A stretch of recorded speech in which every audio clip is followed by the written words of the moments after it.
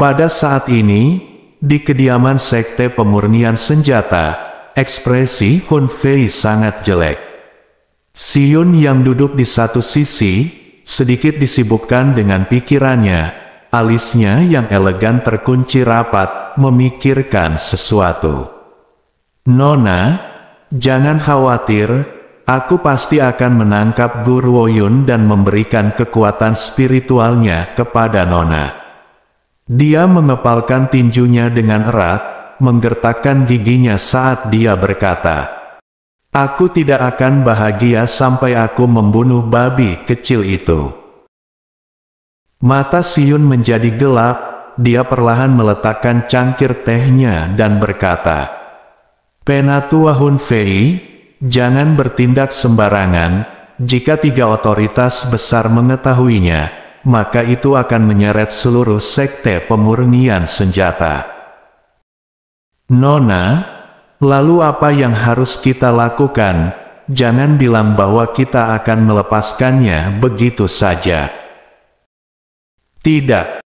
Siyun menggelengkan kepalanya, dan garis keganasan melintas di matanya sebelum dia tersenyum lembut.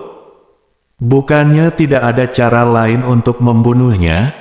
3 otoritas besar memutuskan bahwa lawan dengan kultivasi yang lebih lemah adalah terlarang, tetapi begitu dia menerobos menjadi jenderal bela diri, aturan tidak akan melindunginya lagi.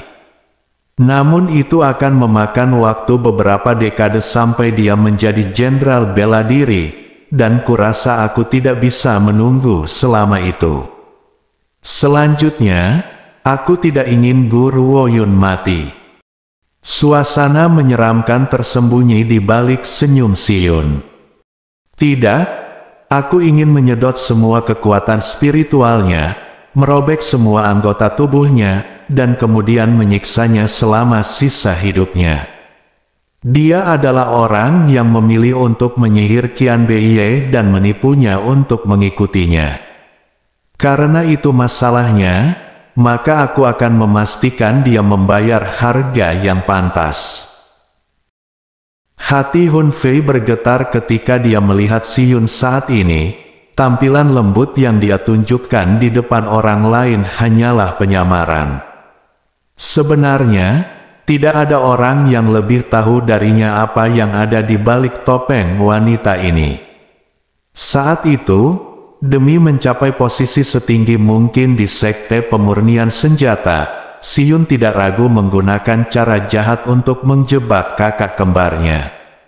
Meskipun mereka memiliki wajah yang sama, itu adalah saudara perempuannya yang benar-benar baik, gadis yang berbakat, dan bukan Siyun. Padahal memang benar bahwa semua ini telah dicapai dengan bantuannya sendiri. Namun, faktanya tetap ada.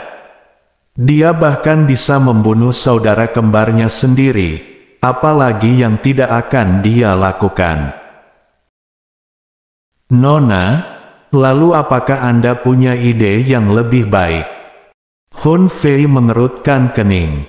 "Bagaimana kita bisa menghindari mata 3 otoritas besar, dan membawa Guru Woyun pergi tanpa ada yang tahu?" Siyun mencibir. "Mengapa kita harus menghindari mata mereka? Leng Yanfeng milik Sekte Pemurnian Senjata kita. Jika dia menikahi Guru Woyun, maka Guru Woyun akan menjadi anggota Sekte Pemurnian Senjata. Akankah 3 otoritas besar peduli dengan apa yang kita lakukan padanya? Aku sudah diam-diam mengatakan bahwa aku ingin membuat Guru Woyun meninggalkan Qian Beiye. Orang pintar seperti Leng Yanfeng, yang setia padaku, pasti akan mengorbankan apapun untuk membuatku bahagia. Karena ada orang seperti itu, mengapa kita tidak memanfaatkannya dengan baik? Jika berhasil, Guru Woyun bahkan harus berterima kasih padaku. Kalau tidak, berdasarkan bakat dan kualitasnya, dia tidak akan pernah memenuhi syarat untuk menikahi Leng Yanfeng sepanjang hidupnya. Bahkan jika Leng Yanfeng bukan anggota Sekte Pemurnian Senjata, dia masih memegang gelar putra mahkota. Dengan perbedaan status yang begitu besar, tentu saja wanita itu tidak memiliki kualifikasi untuk menjadi istrinya. Hun Fei ternganga kaget, dia mengira dia kejam, tetapi Nona Xiun jelas lebih kejam daripada dia. Demi mencapai tujuannya, dia tidak akan berhenti. Saat Xiun sedang memikirkan bagaimana menghadapi Guru Oyun, gelombang kekacauan telah datang ke ibu kota Kekaisaran Negara Azure Dragon. Tidak ada alasan lain, Jenderal Luo adalah ayah yang paling protektif di seluruh negara Azure Dragon, jadi ketika dia mendengar bahwa Luo Yin telah ditangkap dan diancam oleh Ling Yi, dia langsung menjadi sangat marah. Dia kemudian memimpin pasukan besar untuk menangkap Ling Xi yang cacat, dan dia bahkan menghancurkan aula berkabung Ling Yi di tengah jalan. Para wanita dari keluarga Ling menangis dengan tragis. Keluarga Ling yang awalnya bergengsi telah direduksi menjadi keadaan yang menyedihkan hanya dalam satu malam. Itu cukup menjadi pemandangan yang kelam. Selir Kekaisaran. Cepat, ayo kita cari selir kekaisaran. Orang yang mengatakan ini adalah adik laki-laki Ling Yi sendiri, dan kakek kedua Ling Xi, Ling Yihui. Sekarang Ling Yi sudah mati, Ling Yihui adalah kepala keluarga Ling. Namun ketika dia mencoba pergi ke selir kekaisaran untuk meminta bantuan, seorang gadis berpakaian hijau muncul di hadapan keluarga Ling dengan sebuah token. Tuan kami telah memerintahkan agar keluarga Ling berhenti di sini. Keluarga Ling tidak boleh mencari masalah dengan Guru Oyun atau keluarga Luo lagi, atau mereka akan menanggung akibatnya. Melihat token di tangan gadis itu, Ling Yihui terdiam. Deklarasi kematian dari Istana Dark Yin. Apakah gadis ini seseorang dari Istana Dark Yin? Di daratan ini, tidak apa-apa jika Anda tidak tahu nama keempat negara, dan bahkan nama keluarga Master Sekte Pemurnian Senjata tidak dianggap sebagai pengetahuan umum, tetapi tidak ada yang akan mengaku tidak tahu tentang Istana Dark Yin. Kekuatan sebenarnya Istana Dark Yin mungkin tidak sekaya dan sekuat Sekte Pemurnian Senjata, tapi itu karena Istana Dark Yin adalah sarang para pembunuh. Selanjutnya, mereka akan mengambil misi pembunuhan dari luar daratan, itulah sebabnya mereka begitu terkenal. Istana Dark Yin juga terkenal karena deklarasi kematian mereka. Sebelum membunuh mereka, orang-orang dari Istana Dark Yin akan mengirim token ke target mereka, menyatakan bahwa mereka akan terus mengejar mereka sampai mati. Tidak ada orang yang tidak bisa mereka bunuh.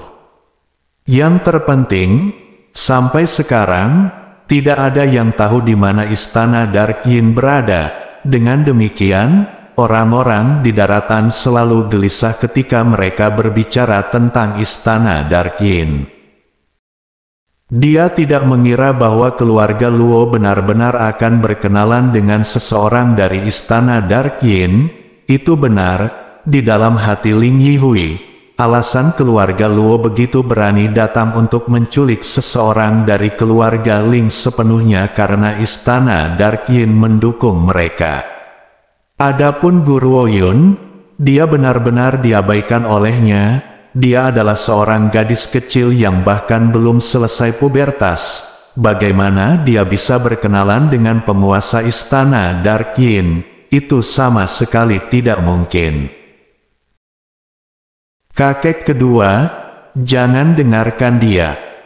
Wajah cantik Ling Yu tiba-tiba berubah, dan dengan mata memerah, dia berkata, "Kamu harus menemukan bibi dan membalas dendam untuk kakek dan kakak." Qin Yi, gadis berpakaian hijau, menatap Ling Yu dengan sangat dingin. Pandangan sekilas itu seolah menusuk hati Ling Yu seperti pedang, membuatnya gemetar saat dia kehilangan semua keberanian untuk berbicara. "Wanita, tolong jangan khawatir."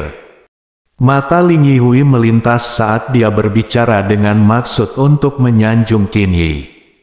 "Kematian kakak laki-lakiku tidak ada hubungannya dengan salah satu dari orang-orang itu semua salahnya sendiri. Aku pasti tidak akan terus mengejar masalah yang dibenci ini. Orang bijak tunduk pada keadaan, aku akan kembali dan melapor kepada tuanku." Gadis berpakaian hijau mengangkat pedang di tangannya saat dia dengan dingin berkata, "Selamat tinggal." Setelah mengatakan bagiannya, dia berbalik dan pergi tanpa memberi Ling Yihui kesempatan untuk bereaksi. Keringat dingin naik di seluruh tubuh Ling Yihui saat dia menatap siluetnya yang memudar. Di sisi lain, Ling Yu tidak mengharapkan pilihan Ling Yihui, memiliki keputusasaan tertulis di seluruh wajahnya. Tidak, dia pasti tidak akan membiarkan Gu Ruoyun dan keluarga Luo melanjutkan dengan begitu berani. Karena kakek kedua tidak mau menjulurkan kepalanya untuk kakek, maka dia akan memasuki istana sendiri untuk mencari bibinya. Kalau tidak, karena bibinya tinggal jauh di dalam istana, dia tidak tahu apa yang terjadi di luar. Berpikir sampai di sini, kekejaman melintas di matanya. "Gu Ruoyun, Luo Yin, tunggu saja. Aku, Ling Yu, sama sekali tidak akan pernah membiarkanmu hidup bebas. Membayar darah untuk darah adalah cara alami, kamu harus pergi ke neraka untuk bertobat atas tindakanmu."